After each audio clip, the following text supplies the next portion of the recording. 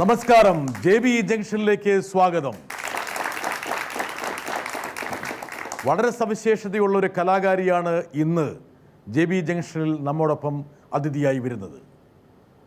മറ്റാരുമല്ല, മലയാളത്തിൻ്റെ ഭാവഗായിക, മനുഷ്യവികാരത്തിൻ്റെ സമസ്ത തലങ്ങളെയും സ്പർശിക്കുന്ന നൂറുകണക്കിന് ഗാനങ്ങൾ മലയാളിക്ക് പ്രദാനം ചെയ്ത നമ്മുടെ പ്രിയപ്പെട്ട ഗായിക സുജാത. സുജാതയെ JB ജംഗ്ഷനിലേക്ക് സ്വാഗതം ചെയ്യാം. ഒരു മഞ്ഞു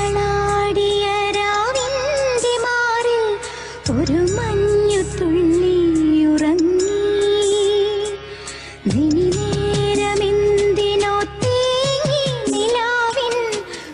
മലയാളത്തിലെ പ്രിയങ്കരിയായ ഗായിക ശ്വേതയുടെ ചേച്ചിയുമായിട്ടുള്ള അഭിമുഖം തുടങ്ങാൻ പോവുകയാണ്. അത് ശരി, അതെന്നെ കൊണ്ട് പറയിപ്പിക്കാൻ വേണ്ടിയുള്ള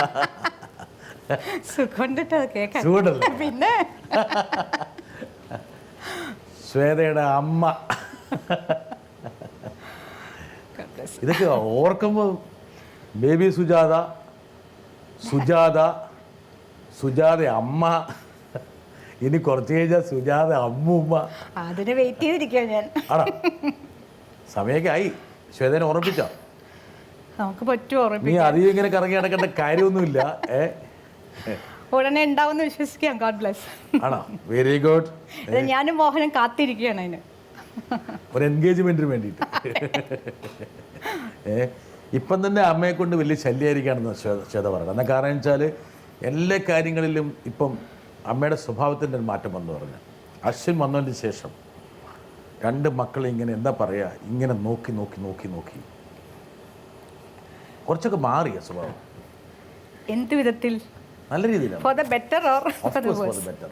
അതെ, അതായത് പഴയ മൂച്ചാട്ട സ്വഭാവത്തെ കുറേ മാറ്റം വന്നു. അതാണ് കുറച്ചുകൂടെ റിലാക്സ്ഡ് ആയി. ഡെഫിനറ്റ്ലി അത് തോന്നില്ലേ? എന്നെ കണ്ടാൽ തോന്നുന്നു. ഞാൻ കഴിഞ്ഞ പ്രാവശ്യം സുജാതയെ ഇൻ്റർവ്യൂ സമയത്തുണ്ടായിരുന്ന ആ പിരിമുറുക്കും ടെൻഷൻ ഒന്നും ഒട്ടുമില്ല.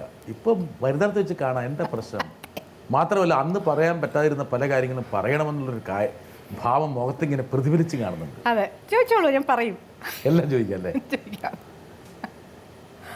ഇപ്പം എന്തും പറയാവുന്ന ഒരു മാനസികാവസ്ഥയിലായോ? മറ്റുള്ളവരെ ഹേർട്ട് ചെയ്യാത്ത കാര്യങ്ങളൊക്കെ പറയും.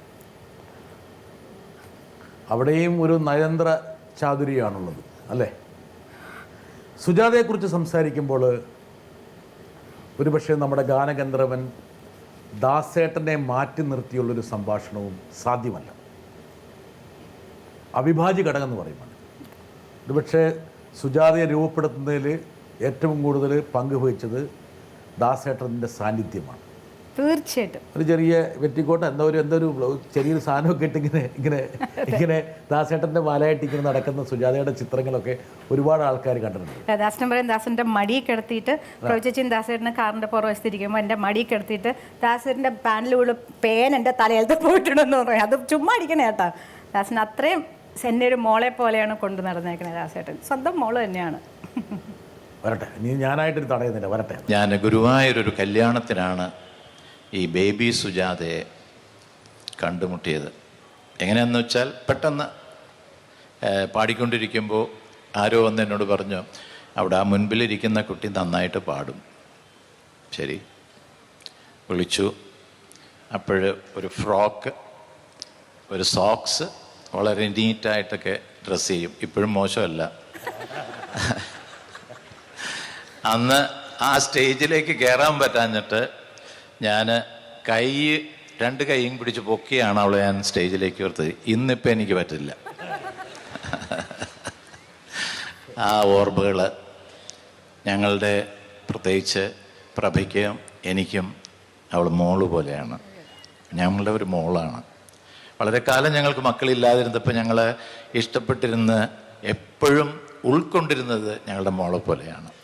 ആ മോക്കും ഇന്ന് എൻ്റെ കൈകൊണ്ട് അവാർഡ് കൊടുക്കാൻ ഇടയാക്കിയതിന് ജഗദീശ്വരനോട് നന്ദി പറയുന്നു. ചേച്ചി കരഞ്ഞു എൻ്റെ കണ്ട, അത് മനസ്സിലേക്ക് കയറിപ്പോ. അങ്ങനെ പറഞ്ഞാലും തുടക്കം തന്നെ ഉള്ളിലേക്ക് തട്ടിക്കളഞ്ഞല്ല. സുജാത ചിരിക്കുകയാണെങ്കിലും കണ്ടു നിറഞ്ഞിപ്പത്. ഒരുപാട് നയജാതിരിയുള്ള ആളാണ് സുജാത. പക്ഷെ എങ്കിൽ പോലും ഇപ്പോൾ അത് കയറി നെഞ്ച് തൊട്ടു. ദാസേട്ടൻ അത് വേറെയാണ്. ദാസേട്ടനും പ്രവചിയും full family, they are special, always special. അന്ന് ഈ പറഞ്ഞ പോലെ വലിയ ഒരു എന്താ പാവാടയും ഇതൊക്കെ ഇട്ട് നടന്ന് ദാസേട്ടൻ ഇങ്ങനെ പിടിച്ച് സ്റ്റേജിലേക്ക് കയറ്റുമ്പോൾ അതൊരു പക്ഷേ വലിയൊരു ഗായിക പട്ടത്തിലേക്കാണ് ഉള്ള ഒരു വിളിയായിരുന്നുവെന്ന് അന്ന് ചിന്തിക്കാനുള്ള പ്രായമൊന്നും ആയിരുന്നില്ലല്ലേ? ഒട്ടും ആയിരുന്നില്ല. ഒന്നും അറിയാത്ത വയസ്സല്ലേ. അതുകൊണ്ട് ദാസേട്ടൻ എന്ന് പറഞ്ഞൊരു വ്യക്തി ഇപ്പോഴല്ലേ നമുക്കൊക്കെ പേടി. നമുക്കെന്ന് എനിക്കറിയില്ല, എനിക്ക് പേടി. കാരണം ദാസേട്ടൻ എല്ലാവർക്കും പേടിയാണ്. എന്താ കാരണം വെച്ചാൽ എങ്ങനെ പ്രതികരിക്കും, എപ്പോൾ പ്രതികരിക്കും. അത് പ്രതികരണത്തിൻ്റെ കാട്ടും എനിക്ക് നമ്മൾ പാടുമ്പോൾ എനിക്ക് ആ റെസ്പെക്റ്റ് കൊണ്ടാണ് കേട്ടോ പേടി. കാരണം നമ്മൾ പാടുമ്പോൾ ഇപ്പോഴും ദാസേട്ടൻ ഓരോ ഇതും ശ്രദ്ധിക്കും, എന്തൊക്കെയാണ് പാടണേ, എവിടെയൊക്കെയാണ് തെറ്റ്, എല്ലാം ഇങ്ങനെ ശ്രദ്ധിച്ചുകൊണ്ടിരിക്കുക. അപ്പം നമ്മുടെ ആ ഒരു റെസ്പെക്റ്റോടെ ദാസേട്ടനെ എപ്പോഴും കാണുമ്പോഴും നമുക്കറിയാം ഇനിയും ദാസൻ്റെ മുമ്പിൽ ഇനി ഒരുപാട് നല്ലോണം പാടണം എന്നുള്ള ആഗ്രഹം കണ്ട്. അപ്പോൾ എന്താ പറഞ്ഞു തന്നെ, ഞാൻ അങ്ങോട്ട് പോയി, പഴയ കാലത്തിലേക്ക് പോയി. പഴയ കാലം എന്ന് പറഞ്ഞാൽ അത്ര വലിയ കാലമൊന്നും ആയിട്ടില്ലല്ലോ. ഇപ്പോൾ സുജാതയ്ക്ക് 15 വയസ്സായി, 30 വയസ്സായി, കാലമായില്ലല്ലോ. പക്ഷെ ആ ഒരു സ്വഭാവത്തിൽ വലിയ മാറ്റമൊന്നും സുജാതയ്ക്ക് വന്നിട്ടില്ലെന്ന് ആൾക്കാർ പറയണേ. എന്താ കാരണം വെച്ചാൽ അന്ന് ഈ പറഞ്ഞ ഗുരുത്തക്കേടൊന്നും കാണിച്ച് നടക്കാനുള്ള സാവകാശവും ഒന്നും കിട്ടാത്തതുകൊണ്ട്, മറ്റു കുട്ടികളുടെ കൂടെ പാറിപ്പറന്ന് കളിക്കാനുള്ള സാവകാശം കിട്ടാത്തതുകൊണ്ട് അതെല്ലാം ഇപ്പം ഇന്നെടുത്ത് ഉപയോഗിക്കാന്നാണ് മോഹൻ പറയണത്. അന്നും അങ്ങനെ എൻ്റെ അത്ര പാവൊന്നുമല്ലായിരുന്നു. ഇന്നത്തെ പോലെ തന്നെയൊക്കെ I had my share of fun, definitely. പക്ഷേ സ്റ്റേജിൽ വൺസ് ഐ എം വിത്ത് ദാസേട്ടൻ്റെ കൂടെ എവിടെയൊക്കെ ട്രാവൽ ചെയ്യുന്നു അവിടെയൊക്കെ ഹീസ് സോ സ്ട്രിക്റ്റ്. സ്റ്റേജിൽ അങ്ങോട്ട് തിരിയാൻ പാടില്ല, ഇങ്ങോട്ട് തിരിയാൻ പാടില്ല, അത്രയും സ്ട്രിക്റ്റ് ആയിട്ട് എന്നെ വളർത്തിക്കൊണ്ടുവന്നതാണ്. പക്ഷേ ഒരുപാട് ഡിസിപ്ലിൻ ഉണ്ടായിരുന്നു. പക്ഷേ അതിൻ്റെ കൂടെ എൻ്റെ ആ വയസ്സിൻ്റെ കുറുമ്പുകളൊക്കെ കുറച്ചൊക്കെ ഉണ്ടായിരുന്നു. ഇതാരാണിത്? ദൈവമേ, അയ്യോ അനു, ഇതെന്റെ ഫസ്റ്റ് കസിൻ. ഞങ്ങൾ ഒരു ട്വിൻസിനെ പോലെയാണ്. അനു എന്നാണ് പേര്. എല്ലാരും ചോദിക്കും ട്വിൻസ് ആണോ. സുജാത ഏതാണ്? ഇതെപ്പോ മനസ്സിലായി. കണ്ടാ, അതിങ്ങനെ ഗ്രേഡ് ചെയ്ത് വന്നപ്പോൾ ഇപ്പോഴാണ് സുജാതയെ കിട്ടിയത്. ചുരുണ്ട മുടി, ഇതിപ്പോ സ്ട്രെയിറ്റ് ആയി. അതെ അതെ. ഈ പ്രായത്തിൽ ദാസേട്ടൻ്റെ കൈ പിടിച്ചു അല്ലേ? അതെ. ഈ അനു എൻ്റെ ഫസ്റ്റ് കസിനാണ്, അമ്മയുടെ ചേച്ചിയുടെ മോളാണ്. പക്ഷേ ഞങ്ങൾ ഒരുമിച്ചാണ് വളർന്നത്. അത് കുറച്ച് എല്ലാ കുരുത്തക്കേടും ഒരുമിച്ചാണ്. കുരുത്തക്കേടെന്ന് വെച്ചാൽ actually she was the naughtiest person. ഞങ്ങൾ 4 കസിൻസാണ് ഒരുമിച്ച് വളർന്നേക്കുന്നത്. അനുവിൻ്റെ 2 ബ്രദേഴ്സും ഉണ്ട്. അല്ലാതെ വേറെ അനു എവിടെയുണ്ട്?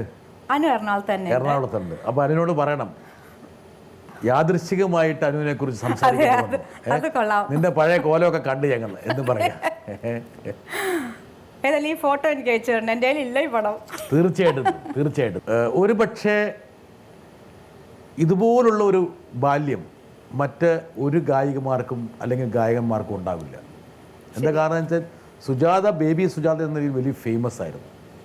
ശരി, അത് പറയണം. വേണമെങ്കിൽ ഒരാളെ കൊണ്ടുവരാം. ഹായ് സുജു. നമ്മളുടെ കോളേജ് ഡേയ്സ് ഒക്കെ സുജുവിന് ഓർമ്മയുണ്ടാവുമല്ലോ. എസ്പെഷ്യലി നമ്മളുടെ പ്രീ ഡിഗ്രി ഡേയ്സ്. നമ്മൾ ഏകദേശം ഒരു 8 പേരുടെ ഗ്രൂപ്പായിരുന്നില്ലേ. അപ്പോൾ ആ സമയത്ത് നമ്മളുടെ ഗ്രൂപ്പ് കുറച്ചൊരു നോട്ടി ഗ്രൂപ്പായിരുന്നു. ആൻഡ് കുറേ ഇൻസിഡൻസ് ഒക്കെ ഉണ്ടായിട്ടുണ്ട്. അപ്പോൾ അതിൽ ഒരു particular incident I think you also remember it, ഓർമ്മയുണ്ടെന്ന് എനിക്ക് തോന്നുന്നു. ഐ വിൽ ജസ്റ്റ് സേ, അതായത് നമ്മൾ ഒരു ദിവസം എല്ലാവരും കൂടെ ലാസ്റ്റ് ബെഞ്ചിൽ, കുറച്ചൊരു നോട്ടി ഗ്രൂപ്പായിരുന്നു, പഠിക്കാനൊക്കെ മിടുക്കരാണെങ്കിലും കുറച്ച് നോട്ടി ആയിരുന്നു. അപ്പോൾ ലാസ്റ്റ് 2 ബെഞ്ചസിൽ നമ്മൾ എല്ലാവരും ഇരുന്നിട്ട് ഒരു 8 പേരുണ്ടായിരുന്നു. നമ്മൾ കിടന്നിട്ട് എല്ലാവരും കൈ ഇങ്ങനെ മുകളിൽ വെച്ചിട്ട് ഇങ്ങനെ കാണിച്ചു. അപ്പോൾ മിസ് അവിടെ നിന്ന് നോക്കുമ്പോൾ കൈ അനങ്ങണത് മാത്രമേ കാണുള്ളൂ. അപ്പോൾ ഇത് നമ്മൾ നേരത്തെ പ്രിപ്പയർഡ് ആയിരുന്നു, എല്ലാവരും തമ്മിൽ ഇങ്ങനെ ചെയ്യും എന്ന് പറഞ്ഞു. അപ്പം ഇങ്ങനെ ചെയ്യും എന്ന് പറഞ്ഞപ്പോൾ തന്നെ സുജു വേറെ ബെഞ്ചിൽ പോയിരുന്നു, സൈഡിലത്തെ ബെഞ്ചിൽ പോയിരുന്നിട്ട് ഒരു ഇങ്ങനെ ഓൺലുക്കർ മാത്രമായിരുന്നു, അതിൽ ടേക്ക് പാർട്ട് ചെയ്തില്ല. അപ്പോൾ എനിക്ക് എന്താ അറിയണ്ടേന്ന് വെച്ചാൽ, അപ്പോൾ അത് കഴിഞ്ഞിട്ട് ആ എപ്പിസോഡ് കഴിഞ്ഞിട്ട് പ്രശ്നം ഉണ്ടായി, ഞങ്ങൾ ക്ലാസ്സിൽ നിന്നൊക്കെ വിട്ടു, അതൊരു ചെറിയ ഇഷ്യൂമായി. അപ്പോൾ എനിക്കെന്താ ചോദിക്കേണ്ടതെന്ന് വെച്ചാൽ, ആ സമയത്ത് ഞങ്ങൾ ഭയങ്കര അടിപൊളിയായിരുന്നു. അപ്പോൾ because of your celebrity status പലതും സുജുവിന് ചെയ്യാൻ പറ്റിയിട്ടില്ല, ഇങ്ങനത്തെ പല ഉഴപ്പത്തരങ്ങളൊക്കെ. അപ്പോൾ ഇന്ന് വെൻ യു ലുക്ക് ബാക്ക്, അങ്ങനെ ആ കോളേജ് ഡേയ്സ് ഇത്രയും നന്നായിട്ട് ഞങ്ങൾ അടിച്ചു പൊളിച്ച പോലെ പറ്റിയില്ല എന്നുള്ള വല്ല റിഗ്രറ്റ്സും ഉണ്ടോ? ഓക്കെ, നമ്മൾ ആദ്യം കണ്ട കഥാപാത്രത്തിന്റെ ഇപ്പോഴത്തെ അവസ്ഥയാണ്. So nice. സുജാത, ഈ ചോദ്യത്തിൽ 2 ഘടകമുണ്ട്. ഒന്ന്, അന്ന് മിസ് ചെയ്തു പോയിട്ടുള്ള ഒരുപാട് കുടുംബത്തിരത്തിൻ്റെ ഇതാ നോക്ക്, അന്നത്തെ അടിപൊളി ഗ്യാങ് ഇതാണ് അല്ലേ? നോക്ക്, ഇതിലെ ഏറ്റവും കുസൃതി കുറുമ്പ് അടിപൊളി ആരായിരുന്നു? അനുവിനായിരുന്നു. ഇവരെല്ലാം ഒന്നിനൊന്നും അനു ഏറ്റവും നോട്ടി, ലില്ലി ഭയങ്കര കുറുമ്പായിരുന്നു, ജോളി, രമ, എല്ലാവരും. ഇതിൽ ഞാൻ ഈ അഭിമുഖം കാണുമ്പോൾ അവർക്കൊരു കാര്യം പോകുന്നുണ്ട്, അവരൊരിക്കലും പ്രതീക്ഷിക്കുന്നുണ്ടാവും. അത് നന്നായിട്ട് ഇട്ടത്. ഈ ലില്ലി പാടും കേട്ടാ. അനു പറഞ്ഞ 2 കാര്യമുണ്ട്. ഒന്ന്, പിന്നെ ഞങ്ങൾ ചെയ്തതുപോലെ ഒരു അടിപൊളി പരിപാടികളിലൊന്നും വ്യാപൃതയാകാൻ സെലിബ്രിറ്റി സ്റ്റാറ്റസ് കൊണ്ട് സുജാതയ്ക്ക് പറ്റിയില്ല. 2, അവളുടെ ഒരു അവസരവാദിയായിരുന്നു. സമയമായപ്പോൾ അവൾ മുങ്ങി. എനിക്കെന്താന്ന് വെച്ചാൽ എന്നോട് അനു പറഞ്ഞു, ഞാൻ ആ വാചകം അങ്ങനെ പറയുന്നില്ല, പക്ഷേ സാർ അത് എടുത്തിട്ടൊന്ന് കിളച്ചാൽ മതി എന്ന് പറഞ്ഞു. അനു അങ്ങനെ പറയുന്ന പറയില്ല. അതാ ശരി, ഇത് കഴിഞ്ഞിട്ട് ചോദിച്ചോളൂ. ഞാൻ ആദ്യം അനുവിനെ പറ്റി പറയാം. കാരണം അറിയാലോ, എൻ്റെ 2 വയസ്സുള്ളപ്പോൾ ഞങ്ങൾ സേലത്തായിരുന്നു. അച്ഛൻ മരിച്ചതിന് ശേഷം ഇങ്ങോട്ട് വന്നു. ഞങ്ങൾ താമസിച്ച അനുവിൻ്റെ അമ്മയുടെ വല്യമ്മ, അമ്മയുടെ സിസ്റ്റർ, മൂത്ത ചേച്ചിയാണ്. അനു, രഘുചേട്ടൻ, രവിചേട്ടൻ, ഞാൻ ആ ഫാമിലിയിൽ ഒരു മോളായിരുന്നു. അപ്പോൾ അനു ഞാൻ സെയിം വയസ്സ്. ഞങ്ങൾ 18 ദിവസമേ വ്യത്യാസമുള്ളൂ. 18 ദിവസം എൽഡറാണ് അനു. അപ്പോൾ അങ്ങനെ എല്ലാം. അപ്പം ഞാൻ സെലിബ്രിറ്റി സ്റ്റാറ്റസ് എൻജോയ് ചെയ്യുമ്പോൾ ആ സമയത്ത് പാടി നടക്കണു ഇതൊക്കെ. പക്ഷേ എൻ്റെ ഇങ്ങനെ ഒരു സ്വന്തം സിബ്ലിംഗ് ആയിരുന്നിട്ട് ഷി വാസ് ടോട്ടലി അൺഅഫക്റ്റഡ്. ഇപ്പം എനിക്ക് ഡ്രസ്സുകളുണ്ട്, ഒരുപാട് ഡ്രസ്സുകൾ തയ്ക്കണു. അതെന്ന് വെച്ചാൽ ലാളിക്കുന്നു ആൾക്കാര്, എല്ലാ ശ്രദ്ധയും സുജാതയിലേക്ക് പോകുന്നു. പക്ഷെ അതിന് യാതൊരു സഫക്കേഷനും അതിനുണ്ടായിരുന്നില്ല. She never had any problem. എൻ്റെ കൂടെ നിന്ന് എനിക്ക് ക്ലാസ് ഞാൻ ലീവൊക്കെ എടുക്കുകയാണെങ്കിൽ ഫുൾ ബുക്കുകളും നോട്ട്സൊക്കെ എഴുതുന്നത് എൻ്റെ സ്വന്തം സിസ്റ്ററാണ് അനു. പക്ഷെ അതാണ് പറഞ്ഞത്, എന്നെ വിട്ട് പറയില്ല, തീർച്ചയാണ്. അത് ഒരിക്കലും പറയില്ല. അല്ല, അത് പറയാതെ പറഞ്ഞല്ലോ അതിനകത്ത്. അതായത് ആ സമയമായപ്പോൾ അവൾ അവിടെ നിന്ന് ഞങ്ങളുടെ ആ ബെഞ്ചിൽ നിന്ന് മാറി എന്ന് പറഞ്ഞല്ലോ. അതിന് ഞങ്ങളുടെ പത്രക്കാരുടെ ഭാഷ പറഞ്ഞ അവസരമായി എന്നാ പറയുന്നത്. പക്ഷെ എനിക്ക് ഇഷ്ടമല്ല. എനിക്കിങ്ങനെ ടീച്ചർമാരെ എങ്ങനെ കാണിക്കണമെന്ന് ആക്ച്വലി എനിക്ക് പേടിയാണ്. ആ സമയത്ത് ഞാൻ പറഞ്ഞില്ല, അന്നൊക്കെ എനിക്ക് പേടിയായിരുന്നു. ഇപ്പോഴാണ് ഇങ്ങനെ കുറച്ചൊരു അഹങ്കാരിയായത്. വരട്ടെ, ഒരാളെ കൂടെ വരട്ടെ. ഉത്സവപ്പറമ്പുകളിലും ഗാനമേള സ്റ്റേജിലുമൊക്കെ ഓഡിറ്റോറിയങ്ങളിലൊക്കെ ഒരുപാട് സ്ഥലങ്ങളിൽ പോയി ദാസേട്ടൻ്റെ കൂടെ, ദാസേട്ടൻ എന്ന് പറഞ്ഞാൽ അന്ന് സംഗീതത്തിന് പര്യായമാണ്, മറ്റാരെയും അറിയില്ല.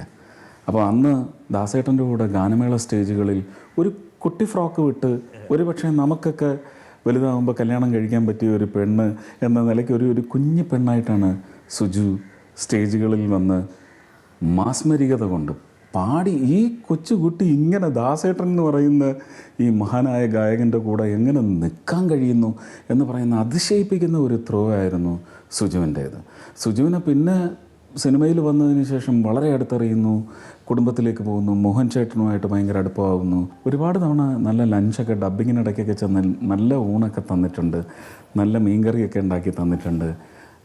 വളരെ നല്ല അടുപ്പമായിരുന്നു. ആ ഇടയ്ക്ക് ഞാൻ കല്യാണം കഴിച്ചിട്ടില്ലാത്ത ഒരു എലിജിബിൾ ബാച്ചിലർ ആയിരുന്നത് കൊണ്ട് സുജു എനിക്ക് വേണ്ടി ഒരുപാട് കല്യാണാലോചനയൊക്കെ നടത്തിയിട്ടുണ്ട്. അതൊക്കെ ഞാൻ നല്ല ഒരു മധുര സ്മരണയാണ്. ഒരുപാട് നോക്കിയിട്ടുണ്ട് സുജു. നമുക്കിപ്പോൾ ഏതായാലും ആർക്ക് വേണ്ടിയാണ് ആലോചിച്ചതെന്നൊന്നും ഇനിയിപ്പം പറയേണ്ടെന്ന് തന്നെയാണ് എൻ്റെ റിക്വസ്റ്റ്. പക്ഷേ പറഞ്ഞോളാം പറഞ്ഞു സുരേഷ്. ഞാൻ അങ്ങനെ അത് പറയേണ്ടതില്ല എന്ന് പറഞ്ഞാൽ പോലും സുജുവിന് തോന്നുവാണ് ആരെയാണ് സുരേഷ് ഗോപിക്ക് വേണ്ടി ആലോചിച്ചതെന്ന്. വേണമെങ്കിൽ ബ്രിട്ടാസ് ചോദിച്ചിട്ട് സുജു പറയുകയാണ്, പറഞ്ഞോട്ടെ, എനിക്കിപ്പോൾ ഇപ്പോഴൊക്കെ പറയേണ്ട സമയമാണല്ലോ എന്നും പറഞ്ഞു. അല്ല, അത് പറയില്ല. 2-3 പേരെ ആലോചിച്ചിട്ടുണ്ട്. He was such a nice person. എനിക്ക് വലിയ ഇഷ്ടമായിരുന്നു as an actor, as a person. കാരണം പാട്ട് ഭയങ്കര ഇഷ്ടമുള്ള പാട്ടെന്ന് വെച്ചാൽ ഇതൊരു പാഷനാണ് പുള്ളിക്ക്. ഇപ്പോഴും സുരേഷ് ഗോപി സ്റ്റേജിൽ കയറി ഇങ്ങനെ കൈപിടിച്ചിട്ടേ പാടും. അത്രത്തോളം, അതായത് ആ ഒരു ഊർജം ഉൾക്കൊണ്ടുകൊണ്ട്. അതെ, ഒരു റിക്വസ്റ്റ് ആയിരുന്നു, പാട്ട് ഇഷ്ടമുള്ള കുട്ടികളെ വേണം എന്നുള്ളത്. അങ്ങനത്തെ കുട്ടികളെയാണ് തേടിയിരുന്നത്. അങ്ങനത്തെ 3 പേരെ കണ്ടെത്തി സുജാത അല്ലേ? ഓൾമോസ്റ്റ് എന്ന് പറഞ്ഞാൽ കണ്ടെത്തി. പക്ഷെ അങ്ങോട്ട് ഏൽപ്പിക്കാൻ പറ്റിയില്ല. നല്ലൊരു കുട്ടിയെ കിട്ടിയല്ലോ.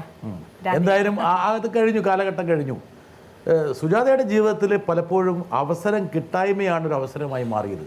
ഞാനിങ്ങനെ സുജാതയുടെ ഇങ്ങനെ ജീവിത ഗ്രാഫിലൂടെ ഇങ്ങനെ വെറുതെ കടന്നു പോയപ്പോൾ കലാഭവനിൽ പാട്ട് പാടുന്ന ഒരു അവസരം നിഷേധിക്കപ്പെട്ടതിലുള്ള അവസ്ഥയാണ് പിന്നീട് ദാസേട്ടനെ സുജാതയെ വീട്ടിലെത്തിച്ചത്. എപ്പോഴും എവിടെയൊക്കെയോ ഒരു എന്താണ് ആരെങ്കിലും പരിഗണിക്കാതിരിക്കുന്നത് പിന്നീട് വലിയൊരു പരിഗണനയായി മാറിയിട്ടുണ്ട്.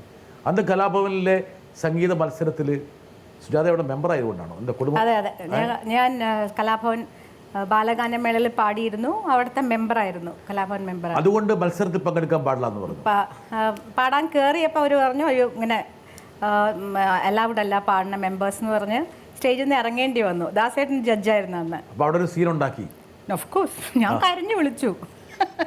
ദാസേട്ടൻ്റെ പോയി പാടാൻ പറ്റില്ല പിന്നെന്ത്, അവ ബഹളം ഉണ്ടാക്കി കരഞ്ഞു.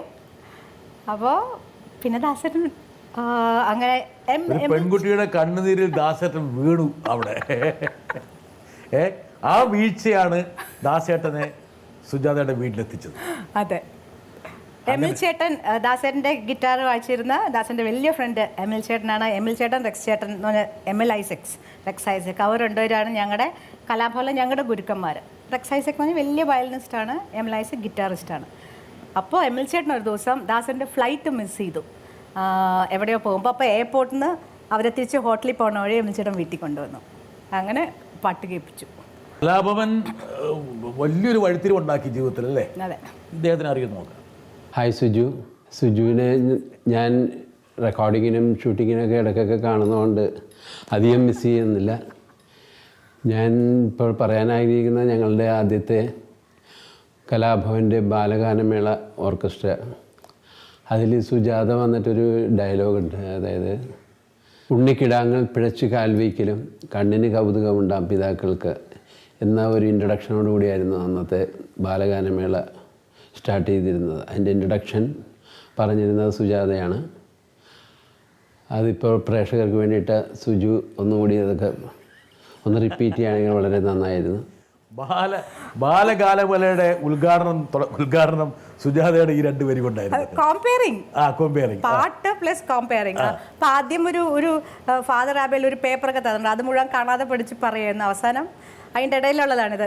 കിടാങ്ങൾ പിഴച്ച് കാൽ വെക്കിലും കണ്ണിന് കൗതുകമുണ്ടാവും പിതാക്കൾക്ക്. അതെ, ഉണ്ണികളൊന്ന് കാല് പിഴച്ചാലും കുഴപ്പമില്ല, അതൊരു കൗതുകമായിരിക്കും. അതാദ്യം നമ്മൾ എന്ന് പറഞ്ഞാൽ ഞങ്ങൾ കുട്ടികളാണ്, ഞങ്ങൾ പാടുമ്പോൾ ചില പിഴവൊക്കെ ഉണ്ടാവും, പക്ഷെ അത് നിങ്ങൾ കൗതുകമായി കാണണം എന്ന് ആദ്യമേ ഇതെടുത്തതാണ്. മനോഹരമായിരിക്കുന്നു. പക്ഷേ ദാസേട്ടൻ പറയുന്നുണ്ട് ഈ സുജാതയുടെ കൂടെ പാടാൻ പോയി കഴിഞ്ഞാൽ വലിയ തൊന്തരവാണ്. എന്താ കാരണം എന്ന് വെച്ചാൽ എന്തെങ്കിലും പിഴച്ച് കഴിഞ്ഞ് ഇങ്ങനെ ചിരിച്ചുകൊണ്ടിരിക്കുന്നു, അപ്പോൾ ആൾക്കാർക്ക് മനസ്സിലാവും പിഴച്ചു എന്നുള്ളത്. അതായത് പാട്ടിൽ ചെറിയൊരു പിഴവുണ്ടായി എന്ന് നാട്ടുകാരെ പറഞ്ഞ് ബോധ്യപ്പെടുത്താൻ വേണ്ടി മുഖത്തിന് ചിരി വരുമോ? അതെന്ത് ചെയ്യാൻ പറ്റുമോ? അത് ദാസേട്ടൻ്റെ അടുത്ത് നിന്ന് ചീത്ത കിട്ടിയിട്ടുണ്ട്, രാജാ സാറിൻ്റെ അടുത്ത് നിന്ന് ചീത്ത കിട്ടിയിട്ടുണ്ട്. അതിന് എനിക്കത് പറ്റില്ല. എൻ്റെ അമ്മയുടെ ഒരു സിസ്റ്റർ ഉണ്ട്, ആ സിസ്റ്റർ എന്നെ പോലെ എനിക്കവിടെ ഞങ്ങൾക്ക് എന്തോ ആ ജീൻസിലുണ്ടെന്ന് തോന്നുന്നു. അതെന്തെങ്കിലും കണ്ട അപ്പോൾ ഇവിടെ നിന്ന് ഇങ്ങനെ ചിരി വരും. ഞാനെന്ത് ചെയ്യും? ഇപ്പോൾ ഒരു ഇതൊക്കെ അത് ശ്വേതയാണ് ഇപ്പം എൻ്റെ അമ്മ കൺട്രോൾ യുവർ സെൽഫ്. ശ്വേതയാണോ ഇപ്പോൾ സുജാതയുടെ അമ്മ? ശരിക്കാണ്, അമ്മ കൺട്രോൾ യുവർ സെൽഫ്. അല്ല, യഥാർത്ഥത്തിൽ ശ്വേതയെ ഞാനിപ്പോൾ സുജാതയെക്കാരും സീരിയസ് ആയിട്ട് കാണുന്നത്. ഇപ്പം എന്താ കാരണം അറിയോ? ഇപ്പോൾ സുജാതയെ നമ്മൾ കാണുന്നൊരു ബബ്ലി ആയിട്ടാണ്, എപ്പോഴും ചെറുപ്പി ബബ്ലിയാണ്. ശ്വേത കുറച്ചും കൂടി കമ്പോസ്റ്റാണ്, കൂളാണ്, സീരിയസ് ആണ്. ഇത് സുജാതയുടെ എല്ലാ സ്വഭാവങ്ങളുണ്ടെങ്കിൽ തന്നെയും കമ്പാരിറ്റീവ്ലി വളരെ കൂൾ ആൻഡ് കമ്പോസ്ഡ് ആണ്. അപ്പോൾ സ്വാഭാവികമായിട്ടും ശ്വേതയുടെ ഒരുപാട് വഴക്ക് സുജാതയ്ക്ക് കിട്ടാനുള്ള സാധ്യത ഞാൻ കാണുന്നുണ്ട്. അതുകൊണ്ട് ഞാൻ ഇനി കുറച്ച് ബിഹേവ് ചെയ്യണം അല്ലേ? ഈ സമയത്ത് അന്ന് ആരാണ് ശ്വേതയെക്കുറിച്ചല്ലേ പറഞ്ഞത്? വരട്ടെ എന്നാൽ ശ്വേത. ഹലോ അമ്മ, നമസ്കാരം ബ്രിട്ടാ സർ. നമുക്കെല്ലാവർക്കും അറിയാം അമ്മ എത്ര ബബ്ലി പേഴ്സണാണ്, സന്തോഷമായിട്ടിരിക്കുന്നതാണ് അമ്മയ്ക്ക് ഏറ്റവും ഇഷ്ടം എന്ന്. പക്ഷേ എനിക്കറിയാം അമ്മ എത്ര ഹാർഡ്ഷിപ്സ് ഫേസ് ചെയ്തിട്ടുണ്ട് ലൈഫിൽ നിന്ന്. അച്ഛനില്ലാതെയാണ് വളർന്നത്. അമ്മൂമ്മയുടെ ഫാമിലി മാത്രമേ സപ്പോർട്ട് ഉണ്ടായിരുന്നുള്ളൂ. കരിയർ വൈസ് നോക്കുകയാണെങ്കിൽ പോലും ആ ഒരു കൺസർവേറ്റീവ് സൊസൈറ്റിയിൽ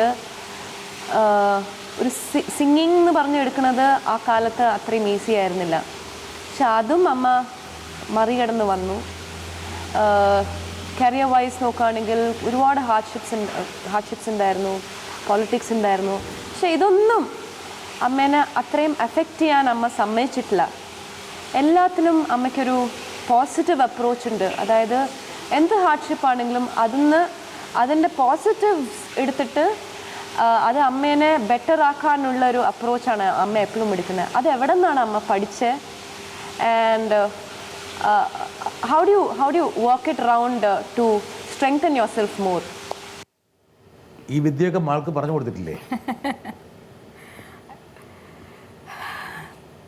മേ ബി അവൾക്ക് അത്ര ഹാർഡ്ഷിപ്സ് ഉണ്ടായിട്ടുണ്ടോ? ഒട്ടും ഉണ്ടായിട്ടില്ല. യഥാർത്ഥത്തിൽ സുജാത വളരെ സുഖകരമായിട്ടുള്ള ഒരു സാമൂഹ്യ കലാ കുടുംബ അന്തരീക്ഷമാണ് ശ്വേതയ്ക്ക് കൈമാറിയത്. ആക്ച്വലി ഞാൻ പാടി തുടങ്ങിയ സമയത്തിനെക്കാട്ടും ഈസിയർ ആയിരുന്നു അവൾക്ക് ഡെഫിനറ്റ്ലി ഫോർ എൻ എൻട്രി. എൻ്റെ സമയത്ത് ശ്വേത ഇപ്പോൾ പറഞ്ഞ പോലെ തന്നെ കറക്റ്റാണ് അവൾ പറഞ്ഞു. ആ സമയത്ത് പാട്ട് പാടുക എന്ന് പറഞ്ഞാൽ അമ്മ പ്രത്യേകിച്ച് ഒരു വീഡിയോ കൊച്ച് 28 വയസ്സായിരുന്നു അമ്മയ്ക്ക് എൻ്റെ അച്ഛൻ മരിക്കുമ്പോൾ. അപ്പോൾ 28 വയസ്സൊരു സ്ത്രീ ഞാൻ പാടി തുടങ്ങുമ്പോൾ എത്ര ഒരു 8 വയസ്സ്, അപ്പോൾ 35-36 വയസ്സിൽ കൊണ്ട് നടക്കുക എന്ന് പറയുമ്പോൾ ഒരുപാട് പ്രശ്നങ്ങളുണ്ടായിരുന്നു ആ സമയത്ത്. അതെ, എന്താണ് അമ്മയും മകളും അമ്മ. പക്ഷെ അമ്മയുടെ സിസ്റ്റേഴ്സ് ഇങ്ങനെ ശരിക്കും നല്ല ഫുൾ സപ്പോർട്ട്. അമ്മയുടെ സിസ്റ്റേഴ്സ്, എൻ്റെ ഈ സിസ്റ്റേഴ്സിൻ്റെ മക്കളെല്ലാവരും എനിക്ക് ഞങ്ങളുടെ ഫുൾ സപ്പോർട്ടായിരുന്നു. അവരെന്തെങ്കിലും പറഞ്ഞോട്ടെ. പക്ഷേ എനിക്കിപ്പോഴും ആ ഒരു അമ്മയുടെ ഒരു ചെറിയ ഇൻസെക്യൂരിറ്റി, അച്ഛനില്ലാത്തതിൻ്റെ ഒരു ഇൻസെക്യൂരിറ്റി സ്റ്റില്ലുണ്ട്. അത് ഇപ്പോഴാണ് ഞാൻ ഇപ്പം ശ്വേത വലുതായതിനു ശേഷമൊക്കെയാണ് ഒരുപാട് ഞാൻ ഓവർകം ചെയ്തു. അത് ഞാൻ പറഞ്ഞുതരാം. ഞാൻ സുജാതയുടെ സ്വഭാവം ഒന്ന് നിരീക്ഷിച്ചപ്പോൾ പലപ്പോഴും ഞാനിങ്ങനെ സുജാത അറിയാതെ നമ്മൾ നിരീക്ഷിക്കില്ല പല ആൾക്കാർ സ്വഭാവം. സുജാത പുറമേക്ക് ഭയങ്കര ആരവം കാണിക്കുമ്പോഴും ഭയങ്കര സെൻസിറ്റീവാണ്, സൂപ്പർ സെൻസിറ്റീവാണ്. സെൻസിറ്റീവ് അല്ല പക്ഷേ ഉള്ളിൽ ഒരു വിഷമം ഇങ്ങനെ എപ്പോഴും ഉണ്ട്. എപ്പോഴെങ്കിലും ഇങ്ങനെ ഒരു ചെറിയ ഒരു ഇതായിട്ട് ഇങ്ങനെ കിടപ്പുണ്ട്. അത് പുറമേക്കൊന്നും ആരെയും കാണിക്കില്ല. പക്ഷേ ആ വേണമെങ്കിൽ അത് അപ്ബ്രിങ്ങിങ്ങിൻ്റെ ഒരു പ്രത്യേകത. ആ കാലഘട്ടത്തിൽ ഒരുപാട് വൈതരണികളെ അഭിമുഖീകരിക്കേണ്ടി വന്നതിൻ്റെ ഒരു ബാക്കി തുക വേണമെങ്കിൽ ഇങ്ങനെ കിടക്കുന്നതായിരിക്കാം. ശരി, അത് കാരണം ഇൻസെക്യൂരിറ്റി എന്ന് വെച്ചാൽ നമുക്ക് എന്തെങ്കിലും ചെയ്യുമ്പോൾ അമ്മ എപ്പോഴും പറയുമ്പോളെ അവരെന്ത് വിചാരിക്കും, അമ്മ നല്ലതായിട്ടാണ് പറയണത്. പക്ഷെ അപ്പോൾ നമ്മൾ എല്ലാം അങ്ങനെയാണ്. നിങ്ങളൊക്കെ പറയില്ല ഞാൻ ഭയങ്കര ഡിപ്ലോമാറ്റിക്കാണ്, അതുകൊണ്ടാണ് അങ്ങനെ ആയത്. വേറൊരാൾ വിഷമിക്കാൻ പാടില്ല, അങ്ങനത്തെ ഒരു ചിന്ത വന്നത് അങ്ങനെയാണ്. അല്ല, ഡിപ്ലോമസി എപ്പോഴും കലാരംഗത്ത് അനിവാര്യമാണ്. കാരണം വെച്ചാൽ വേറെ ഒന്നും കൊണ്ടല്ല, അതൊരു മോശപ്പെട്ട സ്വഭാവമായിട്ടല്ല ഞാൻ കാണുന്നത്. അത് നല്ലൊരു സ്വഭാവം. എന്താ കാരണം വെച്ചാൽ ഒരുപാട് കോമ്പറ്റീഷൻ മാത്രമല്ല, ഒരു വാക്ക് വേണമെങ്കിൽ വലിയ ഇമ്പാക്റ്റ് ഉണ്ടാക്കാൻ വേണമെങ്കിൽ വളരെ ഇൻഅഡ്വർട്ടൻ്റ് ആയിട്ട് പറയുന്ന ഒരു വാക്കുകളെ വേണമെങ്കിൽ പല രീതിയിലും അതിനെ വ്യാഖ്യാനിക്കാൻ പറ്റും. എന്തായാലും സുജാത ഇപ്പം അമ്മയുടെ ഒരു ഹാർഡ്ഷിപ്പിനെ കുറിച്ച്, അതായത് സുജാതയുടെ ഹാർഡ്ഷിപ്പിനെ കുറിച്ചാണ് ഇപ്പം ശ്വേത പറഞ്ഞത്. പക്ഷേ സുജാതയുടെ അമ്മയുടെ ഹാർഡ്ഷിപ്പിനെ കുറിച്ചായിരിക്കും എപ്പോഴും സുജാത ഓർക്കുന്നത് ശരിക്കും. എന്താ കാരണം വെച്ചാൽ സുജാതയ്ക്ക് 2 വയസ്സുള്ളപ്പം വിടവാകുന്നൊരു സ്ത്രീ ഇന്ന് ചിന്തിക്കുമ്പോഴാണ് അതിൻ്റെ ഒരു ഇമ്പാക്റ്റ് മനസ്സിലാകുന്നത്. അന്നിലിപ്പോൾ അത് ചിന്തിച്ചിട്ടുണ്ടാവില്ല. അവരുടെ മാനസിക വികാര വിക്ഷോഭങ്ങളൊന്നും അന്ന് ചിന്തിക്കാൻ പറ്റില്ല. അല്ല, അമ്മ ഇതൊക്കെ പറഞ്ഞാലും ഇത്രയും അമ്മ എന്താ പറയണേ, വെളിയിൽ ഒരു അമ്മയുടെ ഫോട്ടോസ് അധികം ഒരു മാഗസീനിൽ വിളിച്ചാൽ വരില്ല, അങ്ങനത്തെ ഒരു ആളാണ് അമ്മ. പക്ഷേ she is such A strong woman. ഇപ്പം എൻ്റെയും ശ്വേതയുടെയും എല്ലാം വീടിൻ്റെ ബാക്ക് ബോൺ അമ്മയാണ്. എനിക്ക് ഫുൾ സ്ട്രെങ്ത് എൻ്റെ അമ്മയാണ്. സത്യം പറയട്ടെ, അമ്മയുടെ നിന്നാണ് ഞാൻ നല്ല ഉള്ള ശക്തി മുഴുവൻ എടുക്കണം. എനിക്ക് കാലത്ത് അമ്മയെ കണ്ടാൽ എൻ്റെ ദിവസം സ്റ്റാർട്ട് ചെയ്യുള്ളൂ, ഫോൺ ചെയ്താലേ ദിവസം സ്റ്റാർട്ട് ചെയ്യുള്ളൂ. അത്ര ഞാൻ ക്ലോസാണ് അമ്മയായിട്ട്. ഇത്രയും ഇതിൻ്റെ ഇടയിലും എന്നെ തന്നെ വളർത്തി. അച്ഛനിപ്പോൾ എത്രയും യങ് ആയിട്ടൊന്നും സമ്പാദ്യം അങ്ങനെ വെൽ ഓഫ് ആയിരുന്നു. ബട്ട് അവിടെ നിന്ന് അമ്മ പടുത്തുയർത്തിയില്ലേ, അഭിമാനിക്കുന്നു. എന്തായാലും ആ അമ്മയ്ക്ക് നമ്മൾ ഒരു ക്ലാപ്പ് കൊടുക്കാം. സുജാതയെ പോലുള്ള ഒരു ഗായികയെ മലയാളിക്ക് സമ്മാനിച്ചതിനുള്ള ഞങ്ങളുടെ സന്തോഷം കൂടിയാണ്. സുജാതയുടെ കരിയറിലൊരു ബ്രേക്ക് അർജുന മാഷ്, ടൂറിസ്റ്റ് ബംഗ്ലാവ്, 11ാമത്തെ വയസ്സിൽ 12ാമത്തെ വയസ്സിൽ 12ാമത്തെ വയസ്സിൽ പിന്നണി ഗായികയാകുന്നു. ചെറിയ കാര്യമില്ല. അതും ജയഭാരതിക്ക് വേണ്ടി പാടിട്ടുണ്ട്. പക്ഷെ അതൊരു ധീരമായ നിലപാടായിരുന്നു. കാരണം വെച്ചാൽ സുജാതയുടെ ശബ്ദം അല്ലത്തിൻ്റെ ഒരു കൊഞ്ചലുണ്ട് ചെറുതായിട്ട്. അതിൻ്റെ കൂടെ 12ാമത്തെ വയസ്സിലുള്ള ശബ്ദത്തെക്കുറിച്ച് നമുക്ക് ചിന്തിക്കാം. അപ്പോൾ ആ വയസ്സിൽ സുജാതയെ കൊണ്ട് ഒരു ലീഡ് നടിക്ക് വേണ്ടിയിട്ട് ഒരു പാട്ട് പാടിച്ചു എന്ന് പറയുന്നത്.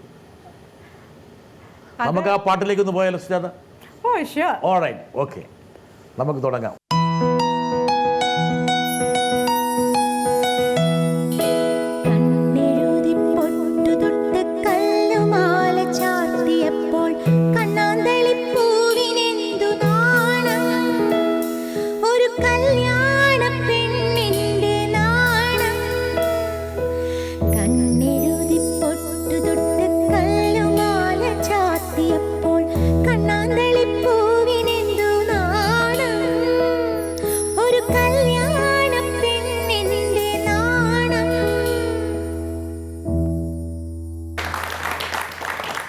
വലിയ വ്യത്യാസമൊന്നും ശബ്ദത്തിൽ വന്നിട്ടില്ലേ ആക്ച്വലി? അല്ല, അന്ന് ഡെഫിനറ്റ്ലി കൊഞ്ചലുണ്ടായിരുന്നു. പക്ഷെ ഞാൻ ആ ക്രെഡിറ്റ് ഫുൾ കൊടുക്കുന്ന അതിൻ്റെ പ്രൊഡ്യൂസർ ഡയറക്ടർ അവർ എറണാകുളത്ത് നിന്ന് ഹസൻ റഷീദ്, എറണാകുളംകാരായിരുന്നു. അപ്പോൾ അവർക്കൊരാഗ്രഹമായിരുന്നു എറണാകുളത്ത് പാടിയിരുന്ന കുട്ടിയെ സിനിമയെ കൊണ്ടുവരണമെന്ന്. ആൻഡ് അർജുനൻ മാസ്റ്റർ അതിന് സമ്മതിച്ചല്ലോ. മാസ്റ്റർ നോ പറഞ്ഞില്ലായിരുന്നു, എനിക്ക് ആ ഒരു അവസരം കിട്ടൂലായിരുന്നല്ലോ. അത് പാടിയാണ്ട് ആ സമയത്ത് ഒരു ഇതൊക്കെ നല്ല ഹിറ്റായിരുന്നു ആ പാട്ട്. എന്തായാലും സുജാതയുടെ ജൈത്രയാത്ര അവിടെ ആരംഭിക്കുന്നു. പിന്നീട് രാജാ സാഹിബിൻ്റെ പക്കലേക്ക് സുജാത എത്തുന്നു. രാജാ സാറിൻ്റെ അടുത്തേക്ക് എത്തുമ്പോഴേക്കാണ് സുജാതയ്ക്ക് എന്താ പറയുക, സുജാത പെട്ടെന്ന് മെച്യൂറായി. രാജാ സാറിൻ്റെ അടുത്ത് ആക്ച്വലി കൊണ്ടുപോയത് ദാസേട്ടനാണ്. ദാസേട്ടൻ്റെ ജീവിതത്തിലെ ആദ്യത്തെ അവസാനത്തെ ശുപാർശയല്ല, ദാസന് ഒരിക്കലും ശുപാർശ ചെയ്യില്ല. എന്ന് വെച്ചാൽ ശുപാർശയല്ല, ഒരു വാചകം പോസിറ്റീവായിട്ട് സ്പെൻഡ് ചെയ്യും. അതെ, ആ ദാസേട്ടൻ്റെ ബ്രദറിൻ്റെ കല്യാണത്തിൽ ഞങ്ങൾ ചെന്നൈയിൽ പോയപ്പോഴായിരുന്നു. അന്ന് ഞങ്ങളുടെ പ്രോഗ്രാമായിരുന്നു. അന്ന് ദാസേട്ടൻ ഇങ്ങനെ രാജാ സാറിൻ്റെ അടുത്ത് പറഞ്ഞു, ഇങ്ങനെ എൻ്റെ കൂടെ പാടുന്നൊരു പ്രോഗ്രാമിനൊക്കെ പാടുന്നൊരു കുട്ടിയുണ്ട്, കേട്ട് നോക്കുമെന്ന് പറഞ്ഞിട്ട് പോയി പാടുമായിരുന്നു. അത് ഒരു സെമി ക്ലാസിക്കൽ സോങ്ങാണ് റെക്കോർഡിങ്ങിന് പാടിയത്. അത് ഓക്കെ ആയി. ശരിക്കും അതും രാജാ സാർ ആ സമയത്ത് 12-12 വയസ്സുള്ള ഒരാൾക്ക് പാട്ട് തരിക എന്ന് പറഞ്ഞാൽ ഞാൻ ഒരുപാട് ഈ ഭാഗ്യത്തിൽ വിശ്വസിക്കുന്നു. ഭാഗ്യമുണ്ട്, ഓഫ് കോഴ്സ് നല്ലോണം പാടിക്കാണോ ആ സമയത്ത്. അധികം ഇപ്പോൾ എത്ര കുട്ടികളാണ് പാടുന്നത്, ആ സമയത്ത് അധികം ആരും ഇല്ല. നമ്മുടെ ഒരു ഭാഗ്യമായിരുന്നു അത്, അധികം ആൾക്കാർ പാടി. രാജാ സാറിൻ്റെ ഒരു പാട്ട് നമുക്ക് പാടിക്കൊണ്ട് അദ്ദേഹത്തോടുള്ള നമ്മുടെ കടപ്പാട് നമുക്കിവിടെ ഊട്ടി ഉറപ്പിക്കാം. ഞാനൊരു കാര്യം ചെയ്യാം. ആദ്യത്തെ പാട്ട് കാതലോവ്യം എന്ന് പറഞ്ഞ പാട്ടാണ്. അത് സിനിമയിൽ ഉണ്ടായിരുന്നില്ല. ഞാൻ അത് പാടിയിട്ട് പിന്നെ അത് ഉൾപ്പെടുത്തിയില്ല സിനിമയിൽ. അത് സിനിമയിൽ കാസറ്റിലൊക്കെ വന്നത്. ഞാൻ ജോണി എന്ന് പറഞ്ഞ സിനിമയിലെ ഒരു ഇനിയ മനത് എന്ന് പറഞ്ഞിട്ടൊരു പാട്ടുണ്ട്. അത് ശ്രീദേവിക്ക് വേണ്ടി പാടിയ പാട്ടാണ്. Okay, very good. ആരൊക്കെ പാടുന്നത്? ജയഭാരതി കഴിഞ്ഞ് ശ്രീദേവിയിലേക്ക് രജനീകാന്തിന്റെ സിനിമ.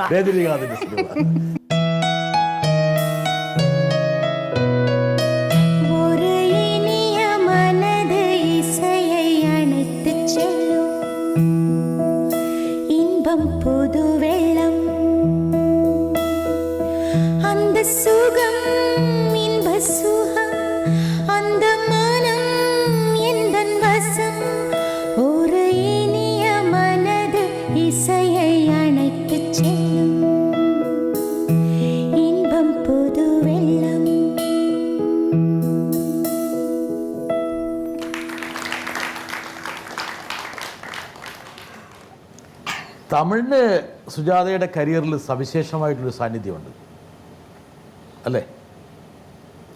എനിക്കൊന്ന് മലയാളത്തിലേക്കാൾ കൂടുതൽ ശ്രദ്ധേയമായ അവസരങ്ങൾ ഒരു ഘട്ടത്തിൽ തമിഴാണ് പ്രദാനം ചെയ്തത്.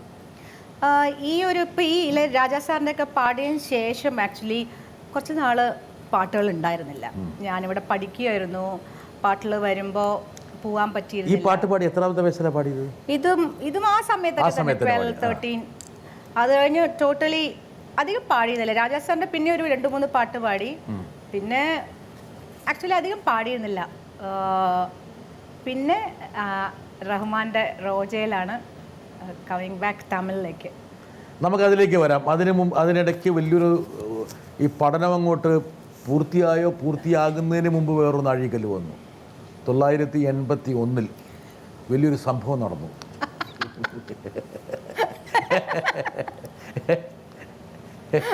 അതെ, ആൾക്കാർ വിചാരിക്കും ഒരാളെ കുടുക്കിലാക്കി. അതെ, ഒരാളുടെ ജീവിതം കട്ടപ്പുറ. ഒരു പാവപ്പെട്ട മനുഷ്യൻ. എനിക്കെപ്പോഴും മോഹനെ കാണുമ്പോൾ എനിക്ക് എന്തൊരു സഹതാപം നൽകും. ഇത് തമാശക്ക് പറയണ കേട്ടോ, ദൈവമേ പ്രേക്ഷകരെ ഞാൻ സുജാതയെ സ്വീപ്പാക്കാൻ പറയണ കേട്ടോ. ആളെ ഞാൻ കാണിച്ചു തരാനത്. സുജു, ഞാനും ഈ പരിപാടിയിലുണ്ട്. ഞാൻ കുറേ കാലമായി ഒരു ചോദ്യം ചോദിക്കണമെന്ന് വിചാരിക്കുന്നു. അത് ഈ പരിപാടിയിലോ കൂടെ ആവട്ടെ. നീ എപ്പോഴും സാരി കൊടുക്കുമ്പോൾ ഒരു ബഹളം വയ്ക്കാറുണ്ട്. അതെന്നാണ് അത് അവസാനിക്കാൻ പോണത്? ഇത് കേട്ട് കേട്ട് മടുത്തു.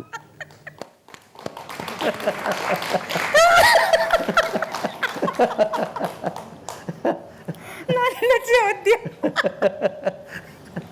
അയ്യോ, സത്യപാവം ഇത്ര ഞാൻ വിഷമിപ്പിച്ചിട്ടുണ്ടോ? പുള്ളി എത്ര കാലമായിട്ട് സഹിച്ചോണ്ടിരിക്കുന്നത്. ബ്രിട്ടാസേ, ഈ സഹനം ഇനി എന്ന് വരെ ഉണ്ട്? ഞാനതിപ്പോ പറയാൻ പോവുകയാണ്. ഞാൻ പറഞ്ഞുകളാ, ഇത് ഞാൻ പറഞ്ഞു പറയിപ്പിച്ചല്ല കേട്ടാ. കുറെ കാലമായിട്ട് പറയാൻ വേണ്ടി ആഗ്രഹിച്ചതാണ്. അത് ശരിയാട്ടോ. മോഹന സഹികെട്ട് എവിടെയെങ്കിലും പോകുമ്പോ ഞാൻ സാരി കൊടുത്ത് ചുരിദാറിട്ട് വന്നാ മതി എന്ന് പറയും. സാരി കൊടുക്കല്ലേ.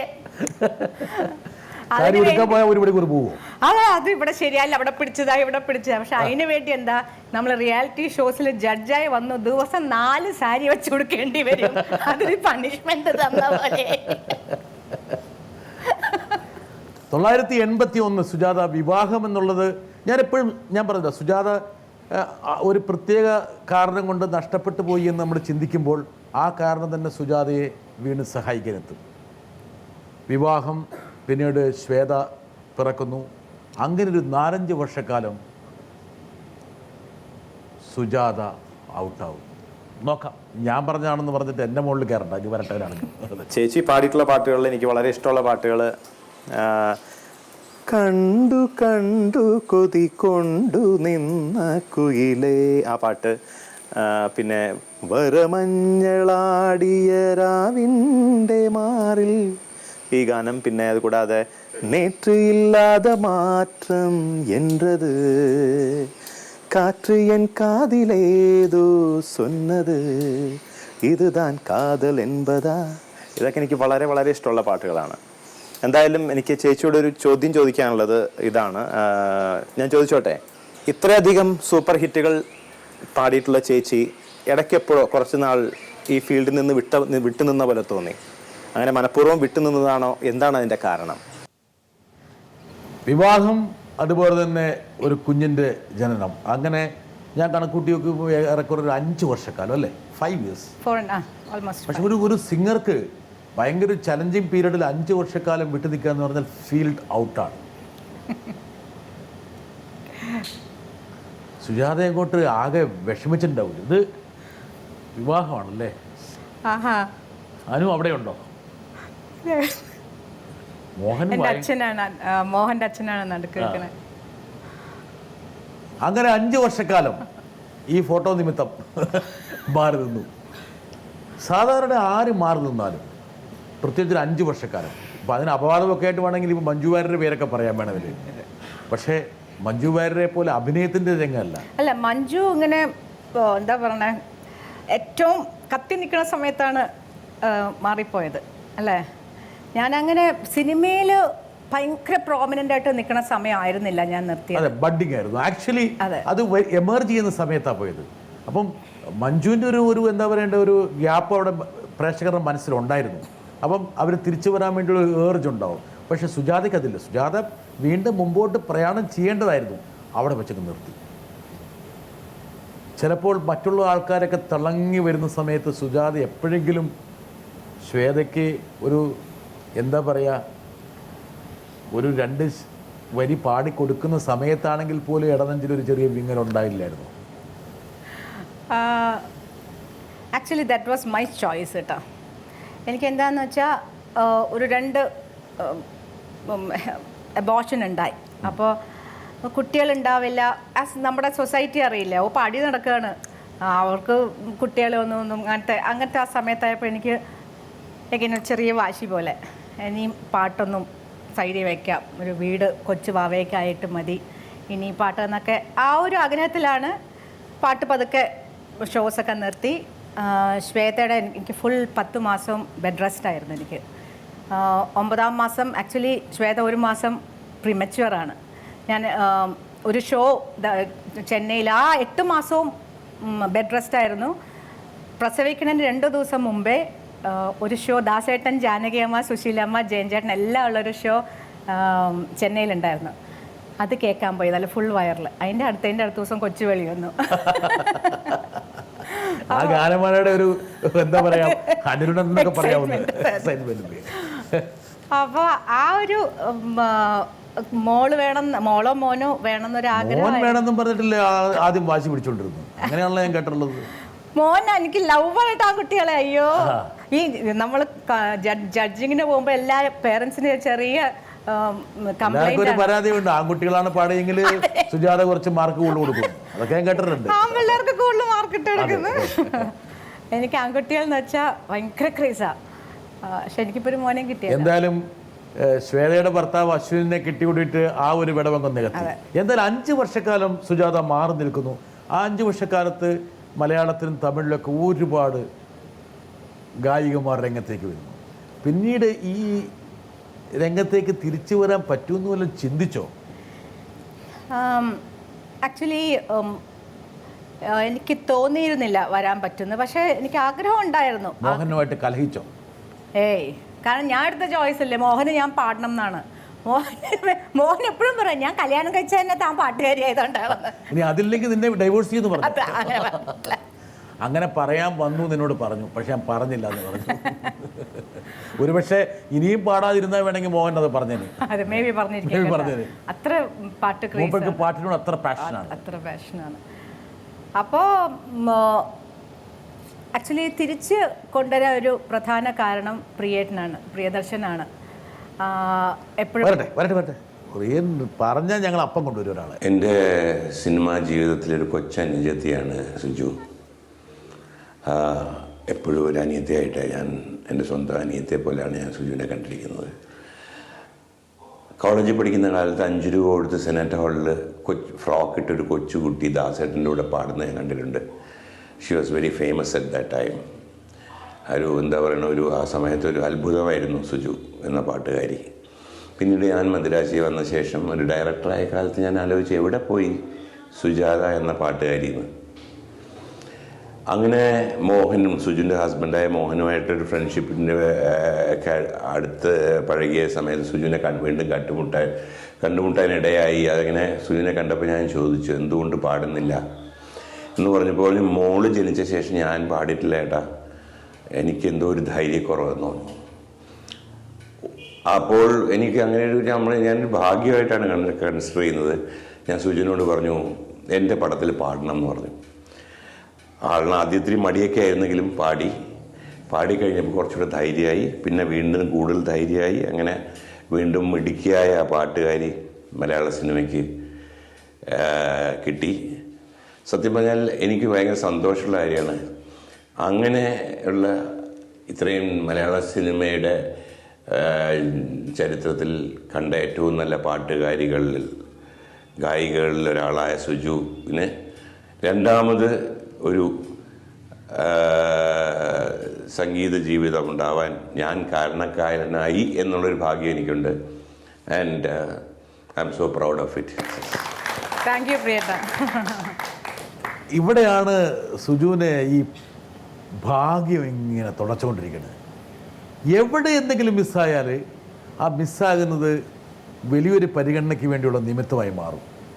ഞാൻ നേരത്തെ പറഞ്ഞ പോലെ ഓരോ സമയത്തും എവിടെയൊക്കെയോ ഒരു അദൃശ്യ സ്പർശം ഇങ്ങനെ സുജുവിൻ്റെ ജീവിതത്തിലുണ്ട്.